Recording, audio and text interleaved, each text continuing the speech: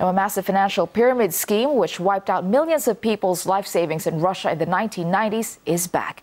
Its eccentric founder served time for his dodgy accounting, but savers in Ukraine are queuing up to hand over their hard-earned money. RT's Alexei Rashevsky explains why.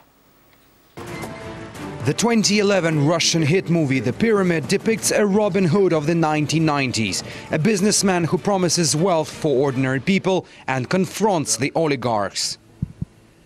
The real story behind this plot was a sad episode in Russia's post-Soviet history.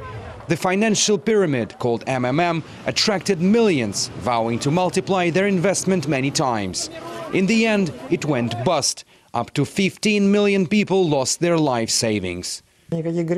I don't feel like I'm a sinner. What about MMM 94? It was undermined by the government, so a new MMM emerged with virtually unlimited resources, absolutely uncontrolled. So the situation was not acceptable and everything was done to eliminate it. Sergei Mavrodi, the driving force behind the MMM movement, spent 5 years in prison for fraud. But now the man often called the Russian Bernie Madoff is back.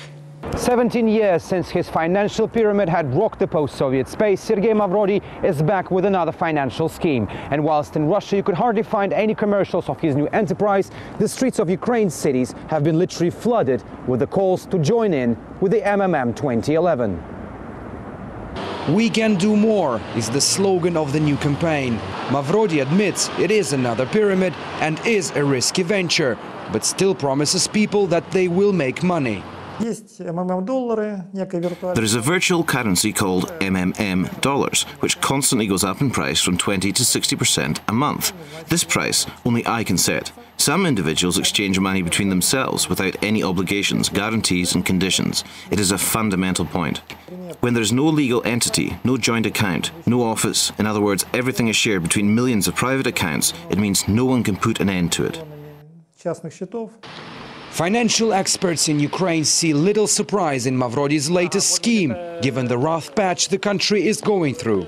The National Bank is like, in order to not to allow the depreciation of national currency, is like introducing new restrictions. And a lot of people understand that the government machine, the bureaucracy, is against something like administratively pressing the financial market. And people are looking for an exit. Mavrodi claims his actions are legal. Ukraine's politicians disagree. The ruling party wants current laws tightened to block MMM from making off with vulnerable people's nest eggs. MMM 2011 is a provision of financial services and requires a license. Providing financial services without a license is a criminal offense.